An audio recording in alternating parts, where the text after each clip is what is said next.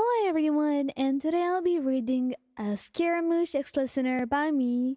So let's get into it because this one's a little bit angsty.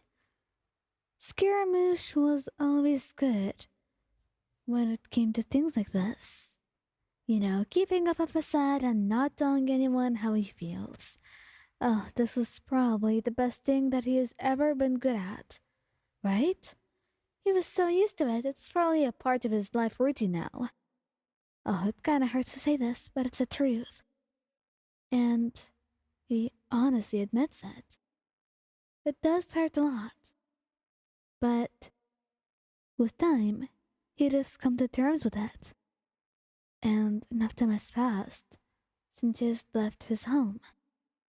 Since he has left everyone that he has left behind and joined the Fatsui and became a harbinger. He didn't know why you came along and just had to change his own life and flip it up upside down. Why? This was pretty evil of you. You just made him a whole wreck, and it was your fault. But then, he didn't think that the rest of your life and his life getting messed up could get any greater until he found out that you worked on a special network, a super secret one, that the Fatulia was just so set on finding out who the members of it were. And wasn't that just the perfect opportunity to maybe take you and interrogate you? And once they found out, they asked him to do just that with you. But he couldn't. He couldn't do this to you. They would want him to catch you, to bring you over. And he knows that the two are merciless. He's been there, and he's done way worse too. So to just put you and hand you over to them, to their hands, just for them to hurt you, after you trusted him and told him your secret, he knew that he couldn't do that to you. He was not going to be the one to cause your first betrayal, and he was going to protect you, even at the risk of his own life. That's why the next time he met you, he tried to do it in a secret place, an arm around your waist, as he pinned you to the wall, telling you to stay quiet, as he whispered everything you wanted to say, quietly, while holding you close to him, like it would be the last time. He told you that you needed to break up, that you needed to hurt him, and to run away, just so it looks believable that you left him, that you found out that he was trying to hand you over, and that you chose to hurt him and leave him. That way, neither of you get hurt, and they'd be chasing you, and he'll purposely try to mislead them. And that's when you said no. Scaramouche, I can't just do this. I can't live without you. Are you insane? And you want me to hurt you too? Do you even hear yourself at this point? I can't just do this. You can, Wayan, he yelled, but you could see the worry, the pure fear in his eyes, the way he so desperately wanted you to be okay, the way he wanted you to live and see tomorrow, even if not with him. Please, Wayan, I can't be the reason you die. I can't do this again. Please. Well, you're stupid then.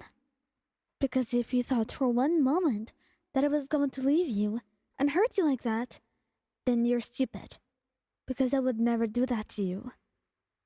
Scaramouche, I know you don't believe it sometimes, but loving you is everything to me, he said, holding his hands close to your heart, as if to show him why it's beating, why you exist, why you would never want to leave.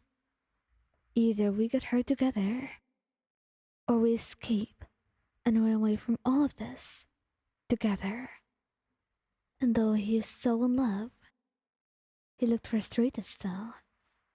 You can't run away from the Fatuyan. They're everywhere in Teyvat. What do you think you can do? We can try.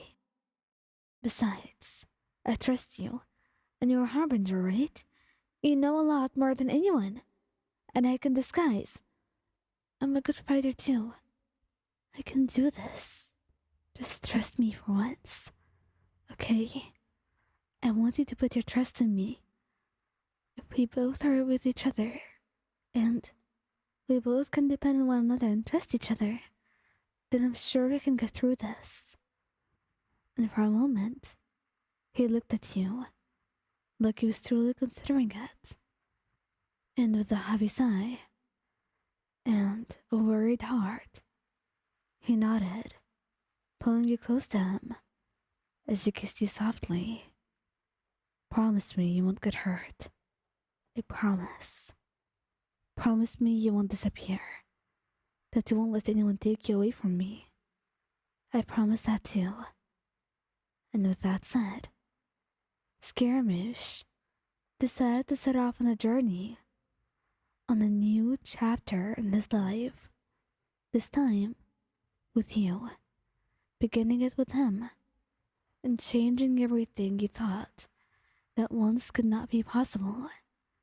But you were there with him, making him laugh and making him smile, making him play, and feel like all the worries and guilt and pain in his heart were disappearing and melting away just by your presence.